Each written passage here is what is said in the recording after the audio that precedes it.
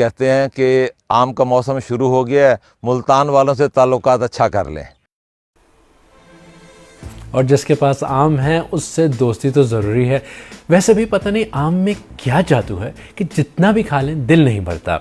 India और पाकिस्तान दोनों मुल्कों में लोगों को आम पसंद भी बहुत है।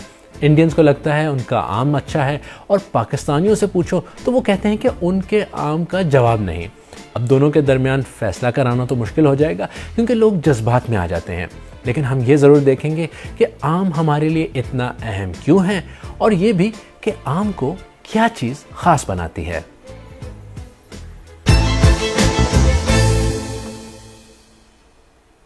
मैं हूं खालिद करामत और आज BBC उर्दू के प्रोग्राम सैरबीन में हम एक मज़े का टॉपिक लेकर बैठे हैं। मगर ये कोई सियासी तनाज़ा नहीं, एक तरह से देखें तो शायद है भी। बात हो रही है आम की। मुश्किल इसलिए कि पाकिस्तानी और इंडियंस में से कोई भी पीछे हटने को तैयार नहीं। सबको लगता है कि उनका आम ज़्यादा बेहतर है।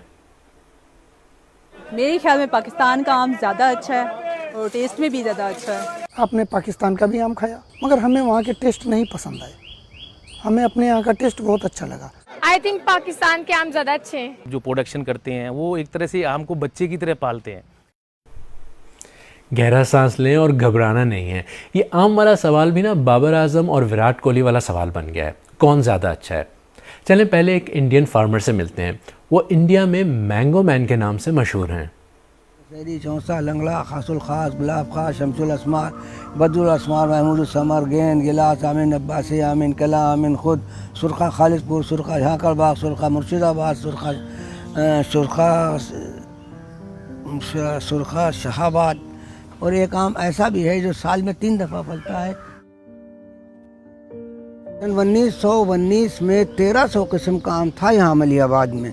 अब तो घट के बहुत कम, बस यूँ समझ लीजिए कि शायद पूरे उत्तर प्रदेश में 600 किस्म का आम रह गया होगा। और अब हम बहुत कोशिश में लगे हैं कि नए नए आम हम बनाएं और लोगों को हम मशवरा देते हैं। 52 रुपए का उस वक्त हमने सन 2000 में एक आम लिया था पाकिस्तान का। तो हमने अपने चौंसे से मिलाया। जो आज भी चौंसा हमारा और वहाँ का मुकाबला रखा जाए, मिठास में वो आपको मिलेगा, लेकिन रस में खुशबू में उसमें वो आपको हमारा चौंसा यहाँ का भारत का मलियाबाद का चौंसा जो है वो ज़्यादा उसमें अच्छा मिलेगा। यानी इंडिया के मैंगो मैन को लगता है कि इंडिया का चौंसा ज़्यादा रसीला और खुशबूदार है। पाकिस्तान के मैंगो फार्मर कहते हैं कि पाकिस्तानी आम का अपना ही जायका है। बिफोर पार्टीशन मुल्क तो एक था, लेकिन वही आम उस वक्त अनवर अटोल वगैरह वहाँ की इकसाम थी, जैसे इधर ट्रैवल वगैरह करके आई। उनका कोई चंद एक मखसूस वैराइटीज़ उनकी बहुत अल्फांसो है, दूसरी इस किस्म की चंद एक वैराइटीज़ हैं जो वहाँ ज़्यादा लोग बाहर पसंद करते हैं। पाकिस्तान में जो इसका अपना एक टेस्ट है, इसका अपना अरोमा कह लें, वो एक अपना एक पसंद किया जाता है। उसके अंदर जो उसकी पल्प होता है, उसकी एक जो शिरनी है, उसकी मुख्तलिफ अंदाज से उसके अंदर का जो इनपुट है, रेशा नहीं है, वो इस अंदाज से पाकिस्तान का जो है कि मैंगो पसंद किया जाता है। उसकी अपनी ख़ास एक ख़ासियत है, जिसकी वजह से जितनी ये वैराइटीज़ मैंने एक्सपोर्ट जो रेंटेड वैराइटीज़ हैं जिसका मैंने बताया, तो वो इसीलिए पसंद की जाती हैं। इनके जो स्पेशल शेल्फ़ लाइफ भी गिनी जाती है कि आप जो कहीं अगर भेजते हैं उसकी शेल्फ़ लाइफ क्या है, उसको पसंदीदा का मियार क्या है। वो हमारे तो आजकल तो वैसे फेसबुक का ज़माना है, वो कहते हैं कि आम का मौसम शुरू हो गया है, मुल्तान वालों से ताल्लुकात अच्छा कर लें।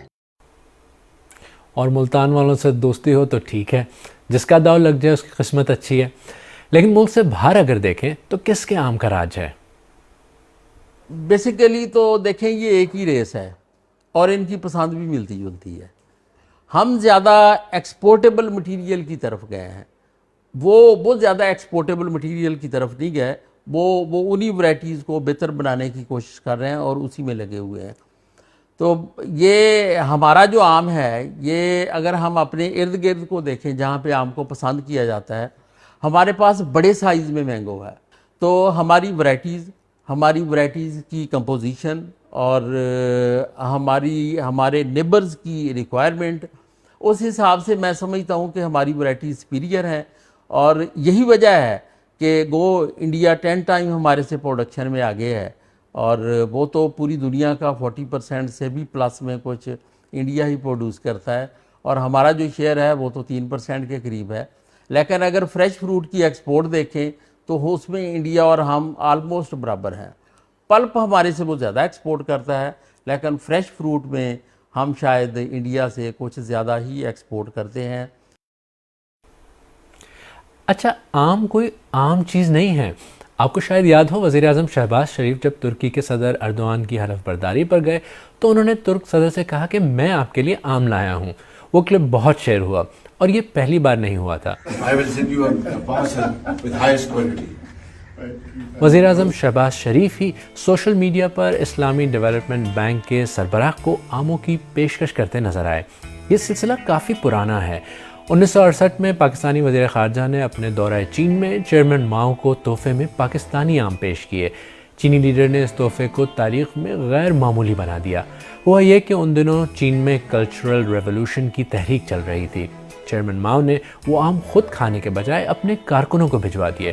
कारकुनों ने अपने कायद के इस तोहफे को आसमानी फल समझकर महफूज कर लिया और यूं ये पाकिस्तानी आम इस तहरीक की अलामत और चीनी तारीख का हिस्सा बन गए और यही मैंगो डिप्लोमेसी पाकिस्तानी सफारतकारी का एक खासा बन गई। लेकिन क्या आपको पता है कि आम सिर्फ पाकिस्तान का कौमी फल नहीं है? तो चलें फलों के बादशाह के बारे में कुछ मज़ेदार बातें आपको बताते हैं।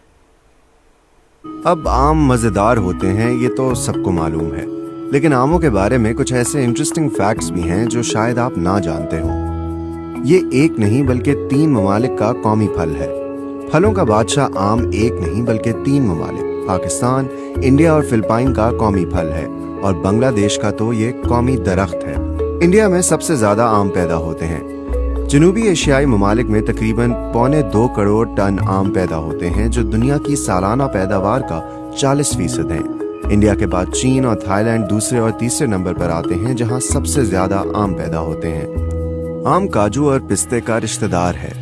आम की गुठली ही उसका बीज है। जैतून, खजूर और चेरी भी गुठलीदार फल हैं और काजू और पिस्ते भी गुठली से निकलते हैं और इस तरह ये आम के दूर के रिश्तेदार ठहरते हैं। आम का पेड़ बौद्ध मजहब के लिए मुकद्दस है। कहा जाता है कि महात्मा बुद्ध अपने साथी राहिबों के साथ आम के बाग के पुरसकून माहौल में इबादत और आराम किया करते थे, इसीलिए बौद्धों के नजदीक आम का पेड़ मुकद्दस है। और ये फल किसी के लिए मुकद्दस है, किसी की मोहब्बत। एक ऐसा फल जिसे देखते ही राल टपकने लगती है। लेकिन किस मुल्क का बेहतर है, इसका फैसला कौन करेगा? हमारे वहाँ जो इंडिया का आम है, आप ज़्यादातर वो देखेंगे दशहरी है, लंगड़ा चौसा है या रटोल है और भी आम है, तो उसमें मतलब छिलका भी अच्छा हो, आम में चमक भी अच्छी हुई और मिठास भी हुई। जब आम आप काटेंगे तो उसमें समझिए इस तरह से मिठास होती है, रस टपकना शुरू हो जाता है। जी, आम मुझे बहुत पसंद है। पाकिस्तान का आम ज़्यादा शौक से खाते हैं। हमारा जो आम है वो सबसे बेहतरीन है और जो मिठास है उस आम की, जो खासकर दशहरी की जो मेजरली ज़्यादा खाया जाता है नॉर्थ के अंदर, तो उस जैसी मिठास मेरे को नहीं लगता है कि किसी भी तरह के आम के अंदर है।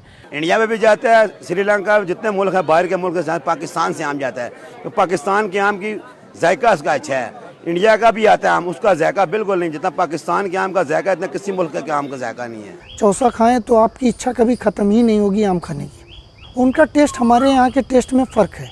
हमारे यहाँ का टेस्ट उनके टेस्ट से अच्छा है। इंडिया कभी गई नहीं तो इंडिया का आम कभी खाया ही नहीं, और यहाँ पे आता है तो हमें पता भी नहीं है। लेकिन पाकिस्तान में रहते हैं तो पाकिस्तान की हर चीज़ बहुत अच्छी होती है। लजीज, मज़ेदार, रसीला, ऐसे ही नहीं कहते कि आम फलों का बादशाह है। और अगर आप सोच रहे हो कि अब फैसला होगा कि किस मुल्क का आम अच्छा है, तो शायद आपको मायूसी हो, क्योंकि ऐसा कुछ नहीं होने वाला। इस बहस को छोड़ें, आम का मौसम है, आम खाएं और गुठलियाँ ना गिनें।